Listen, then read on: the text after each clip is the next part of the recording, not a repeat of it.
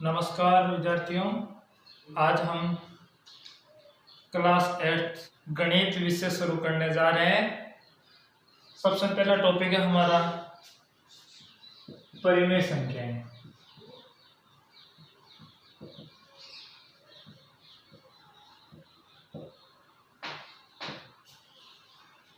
परिमेय संख्याओं से पहले हम कुछ महत्वपूर्ण जानकारी लेते हैं। जहां से हमारी संख्याएं या गिनती शुरू होती है उनको हम प्राकृत संख्या कहते हैं। तो सबसे पहली संख्याएं होती है प्राकृत संख्याएं, जिनको हम नेचुरल नंबर भी बोलते हैं। प्राकृत संख्याएं किसे कहते हैं? ऐसी संख्याएं जिनको हम गिनती में काम में लेते हैं वो प्राकृत संख्या कहलाती है। या दूसरे शब्दों में कहें तो एक से शुरू होकर अनंत तक चलने वाली संख्याएं प्राकृत संख्याएं कहलाती हैं। एक से शुरू होकर अनंत तक चलने वाली संख्याएं प्राकृत संख्याएं कहलाती हैं। प्राकृत संख्याएं कहलाती है। इनको हम अंग्रेजी के n के द्वारा प्रतिशत करते हैं। इनको अंग्रेजी वर्णमाला के कैपिटल N के द्वारा प्रदर्शित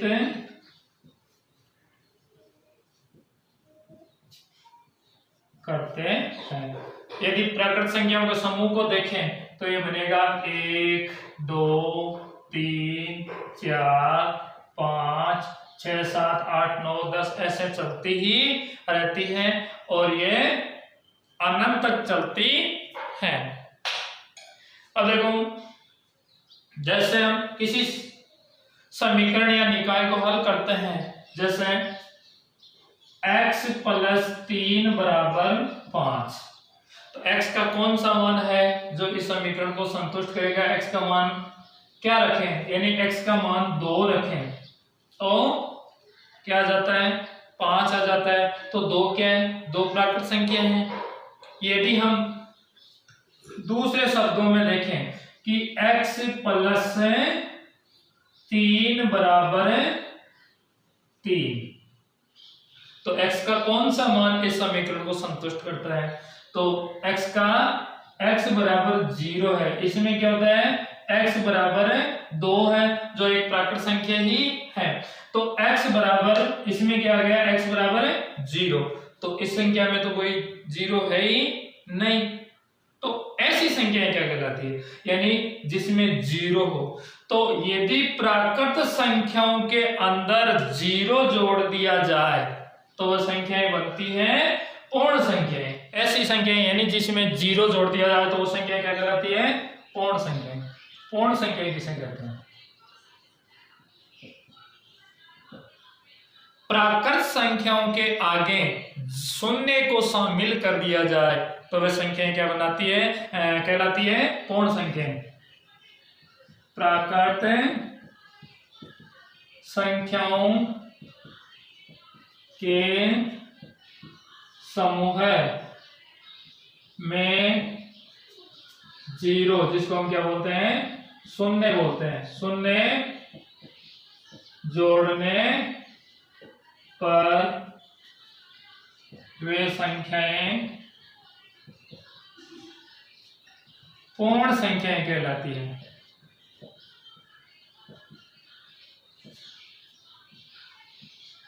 कहलाती अब पूर्ण संख्याएं जिनको अंग्रेजी वर्णमाला के W से प्रदर्शित करते हैं, तो क्या होगा? W बराबर 0 1 2 3 4 5 6 7, यानी ऐसे आगे चलती रहेगी। तो हमारे जो प्राकृत संख्याएं थी वो 1 से शुरू होकर अनंत तक चलने वाली थी, अर्थात हम गिनती में काम में लेते हैं। गिनती कहां से शुरू करते हैं? हम 1 से शुरू करते हैं, 0 से नहीं करते हैं। तो 1 से शुरू होने वाली संख्या क्या कहलाती है? प्राकृत संख्याएं कहलाती है। और 0 से शुरू होकर अनंत तक चलने वाली संख्या क्या कहलाती है? पूर्ण संख्याएं कहलाती है। तो पूर्ण संख्या क्या होती है? 0 से शुरू होकर 1 2 3 4 ऐसे आगे तक चलती रहती है, वो क्या होती है? पूर्ण संख्याएं होती है। तो चलो देखो, क्या किसी भी प्रश्न को आगे हल करने के लिए पूर्ण संख्याएं काफी है? तो एक संख्या पूरी हो गई। देखते हैं हम, यदि हमारे पास में एक अन्य समीकरण आ गया x प्लस 5, x प्लस 5 बराबर 3 आ गया। आगे इसको हल करेंगे तो ये हो जाएगा x बराबर 3, ये दूसरे पक्ष में जाएगा तो ये हो जाएगा माइनस का 5, या हम ये बोले x बराबर आ गया माइनस का 2। तो ये तो हमारी इसमें लागू नहीं हुआ भाई। पहले प्राकृत संख्या थी वो 0 से शुरू हो रही थी, अब उनको पूर्ण संख्याएं बना दिया, यानी उसके आगे 0 जोड़ दिया तो ये संख्याएं पूर्ण बन गई। तो ऐसे क्या करें कि इन संख्याओं के अंदर क्या जोड़ें कि वो संख्याएं कंप्लीट होती है। तो ऐसी संख्याएं यानी पूर्ण संख्याओं के अंदर प्राकृत संख्याओं का ऋणात्मक मान और जोड़ देते हैं। पूर्ण संख्याओं के अंदर प्राकृत संख्याओं का ऋणात्मक मान और जोड़ देते हैं। तो प्राकृत संख्या कौन सी? 1 2 3 4, उसका ऋणात्मक मान जोड़ दिया तो वह बन जाता है पूर्णांक। क्या बन जाता है? पूर्णांक बन जाता है।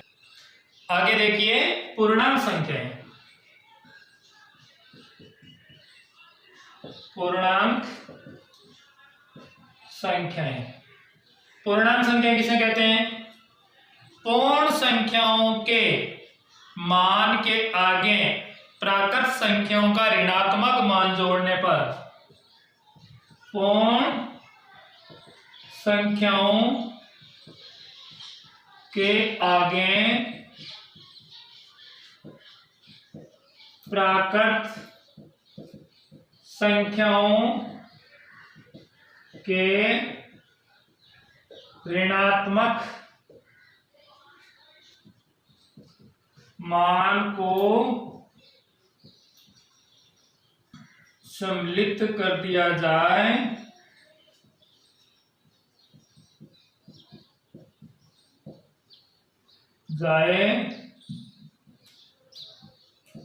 तो वे पूर्णांक संख्याएं बनती है।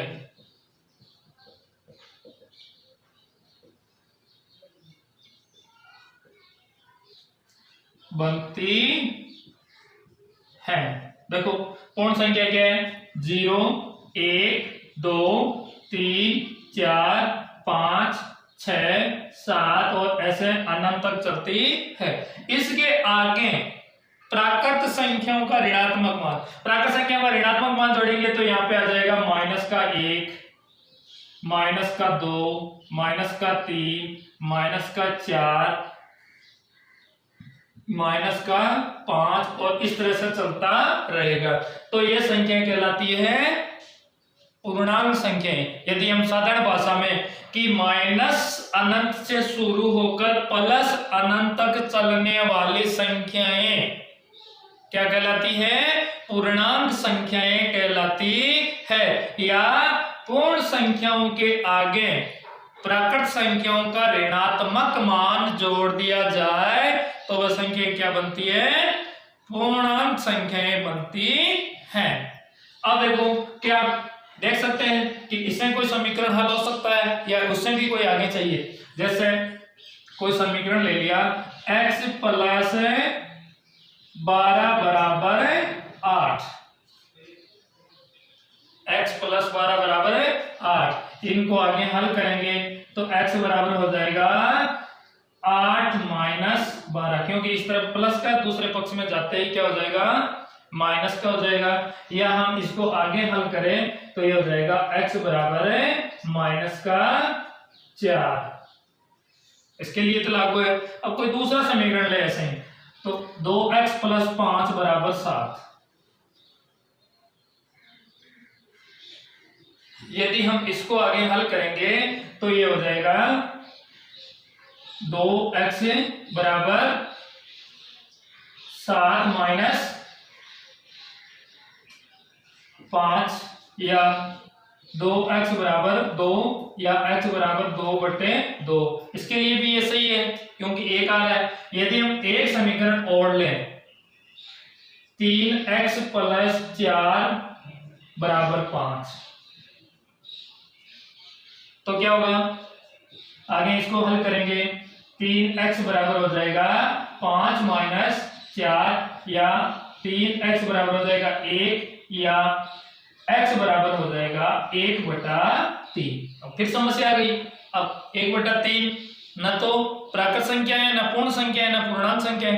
अब ऐसी संख्याओं को समझने के लिए हम क्या करते हैं, यानी ऐसी संख्या जो बट्टे में आ जाती है वो संख्याएं कहलाती है प्रीमेय संख्याएं। क्या कहलाती है, प्रीमेय संख्याएं। तो आज हम इन्हीं प्रीमेय संख्याओं के बारे में जानेंगे। हम आज देखेंगे प्रीमेय संख्याएं।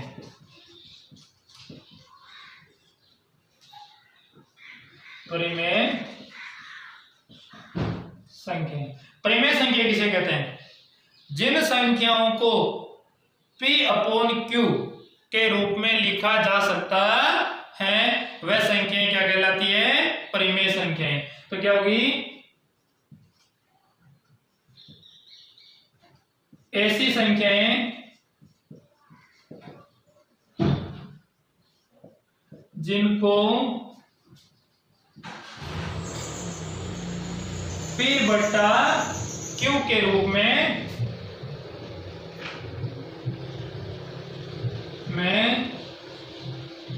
लिखा जा सके, जहां P और Q दोनों या दो पूर्णांक हो। पूर्णांक क्या होता है, माइनस भी हो सकता है प्लस भी हो सकता है। P और Q दो कोई पूर्णांक संख्याएं हो, परंतु एक शर्त है, परंतु Q बराबर 0 नहीं होना चाहिए।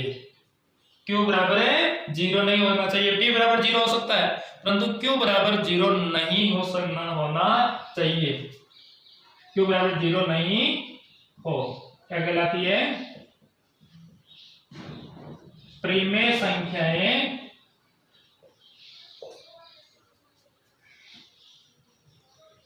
कहलाती हैं।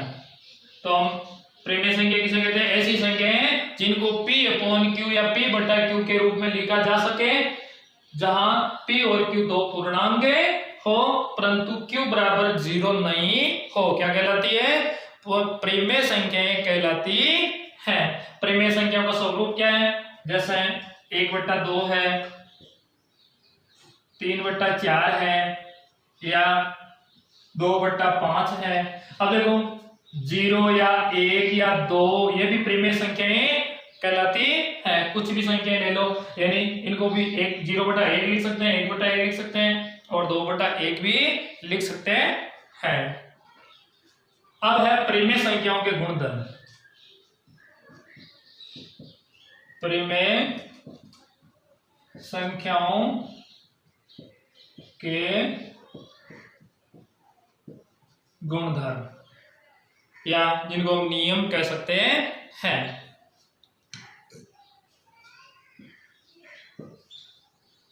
प्रीमेय संख्याओं के गुणधर्म। प्रीमेय संख्याओं के गुणधर्म समझने से पहले हम पूर्ण संख्याओं के गुणधर्म समझ लेंगे।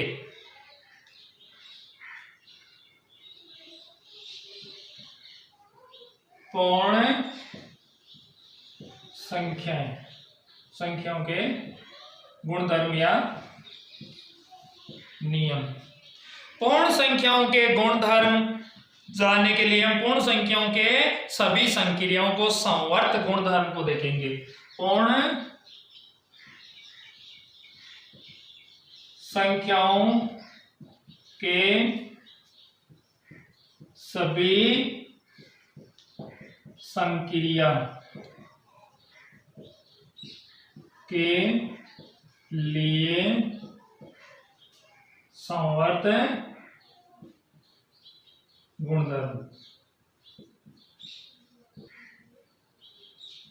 देखो सभी संक्रियाएं क्या होती है, जिसमें जोड़ बाकी गुणा भाग होती है, यानी संख्याएं क्या हो सकती है, जोड़ बाकी गुणा भाग। तो देखो सबसे पहले हम देखेंगे योग। संक्रिया क्या है, संक्रिया संख्याएं और टिप्पणी यानी है या नहीं है। तो सबसे पहले है योग। सबसे पहला क्या होती है, योग होती है। तो योग के अंदर किसी भी संख्या देखो 2 + 3 बराबर क्या होता है 5। 2 भी क्या है, पूर्ण संख्या है। 3 भी क्या है, पूर्ण संख्या है। और 5 भी क्या है, पूर्ण संख्याएं हैं। अर्थात किसी भी दो पूर्ण संख्याओं का हम योग करेंगे तो हमेशा पूर्ण संख्या ही आता है। तो पूर्ण संख्याओं का योग संख्याओं का योग संवर्त है। पूर्ण संख्याओं का योग संवर्त है। अब उसके बाद में आता है 2 नंबर व्यवकलन। व्यवकलन होता है बाकी। व्यवकलन क्या होता है, बाकी। जैसे इसी संख्या को ले लिया 2 - 3 बराबर क्या होता है, 2 - 3 बराबर क्या होता है -1। और 3 - 2 बराबर होता है 1। देखो ये पूर्ण संख्या है, ये भी पूर्ण संख्या है। इसमें से ये घटाया तो पूर्ण संख्या आ गया, इसमें से ये घटाया तो क्या आ गया, पूर्णांक संख्याएं आ गई। दोनों सेम नहीं है, तो इसका मतलब क्या है, ये संवर्त नहीं है। अर्थात पूर्ण संख्याओं का व्यवकलन संवर्त नहीं है।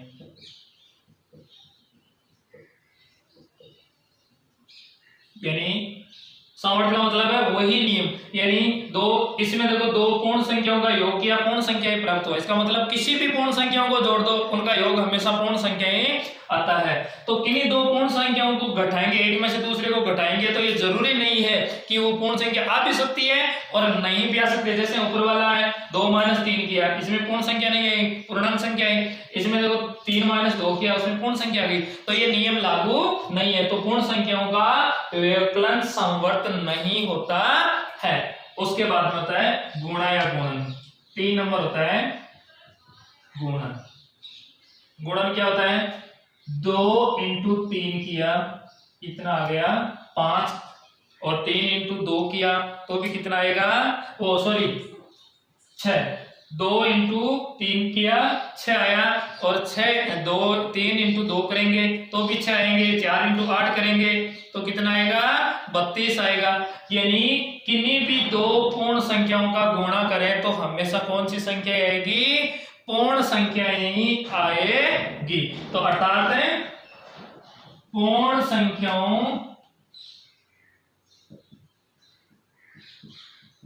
का गुणन संवर्त है। पूर्ण संख्याओं का गुणन संवर्त है, अर्थात किन्हीं दो पूर्ण संख्याओं का गुणा करेंगे तो पूर्ण संख्याएं ही प्राप्त होगी निश्चित। किसी मान लो कि 2 को गुणा 0 को गुणा 2 से करेंगे तो 0 आएगा, परंतु 0 भी क्या है, पूर्ण संख्या ही है। अब 4 नंबर है भाग, किन्हीं दो पूर्ण संख्याओं का भाग किया जाए। अब देखो यदि हम 4 के अंदर 2 का भाग देंगे तो 2 आता है, ये तो क्या है, पूर्ण संख्या ही है। यदि 5 के अंदर 2 का भाग देंगे तो भागफल क्या आएगा, 5/2, जो पूर्ण संख्या नहीं है, तो ये नियम इसमें लागू नहीं होता है। तो क्या हुआ, पूर्ण संख्याओं का भाग संवर्त नहीं है। तो चलो विद्यार्थियों, आज हमने जो पढ़ा है प्राकृत संख्या की परिभाषा के बारे में पढ़ा है, पूर्ण संख्याओं की परिभाषा के बारे में पढ़ा है, पूर्णांक संख्याओं की परिभाषा के बारे में पढ़ा है और परिमेय संख्याओं की परिभाषा के बारे में पढ़ा है। प्राकृत संख्याएं एक बार मैं फिर दोहरा देता हूं, 1 से शुरू होकर अनंत तक चलने वाली संख्या प्राकृत संख्या कहलाती है, 0 से शुरू होकर अनंत तक चलने वाली संख्याएं पूर्ण संख्या कहलाती है, या प्राकृत संख्या के आगे शून्य जोड़ दिया जाए तो पूर्ण संख्या बन जाती है, और पूर्ण संख्याओं के आगे प्राकृत संख्याओं के ऋणात्मक मान को जोड़ दिया जाए तो पूर्णांक संख्या बन जाती है। और इन सब के अलावा उसके बाद में आती है परिमेय संख्याएं, ऐसी संख्याएं जिनको p/q के रूप में लिखा जा सकता है, जहां p और q दो पूर्णांक हो परंतु q बराबर 0 नहीं हो, तो ये क्या कहलाता है, परिमेय संख्याएं कहलाती है। उसके बाद में आते हैं परिमेय संख्याओं का गुणधर्म। परिमेय संख्याओं के गुणधर्म से पहले हम पूर्ण संख्याओं के गुणधर्म के बारे में पढ़ेंगे। पूर्ण संख्याओं के गुणधर्म के बारे में देखें, पूर्ण संख्याओं के सभी संक्रियाओं के गुणधर्म है, और पहले है योग। संक्रिया कौन कौन सी है, योग, व्यवकलन, गुणन और भाग। तो दो पूर्ण संख्याओं का योगफल हमेशा पूर्ण संख्या ही होता है। चाहे किसी भी प्रकार की पूर्ण संख्या ले लो, उनका योग करेंगे तो पूर्ण संख्या ही प्राप्त होता है, परंतु दो पूर्ण संख्याओं का व्यवकलन है वो पूर्ण संख्या हो ऐसा जरूरी नहीं है, तो ये संवर्त नहीं है। तीसरे नंबर गुणन, दो पूर्ण संख्याओं का गुणनफल हमेशा पूर्ण संख्या ही होता है, और चाहे किसी भी प्रकार की संख्या हो, अर्थात पूर्ण संख्याओं का गुणन संवर्त है। अब चौथे नंबर का है भाग। दो पूर्ण संख्याओं का गुणन भाजक या भागफल पूर्ण संख्या हो, ये कोई जरूरी नहीं है, इसके लिए दो पूर्ण संख्याओं का भाग संवर्त नहीं है। आज हम इतना ही काफी है, कल हम पूर्णांक संख्याओं के संवर्त के बारे में पढ़ेंगे।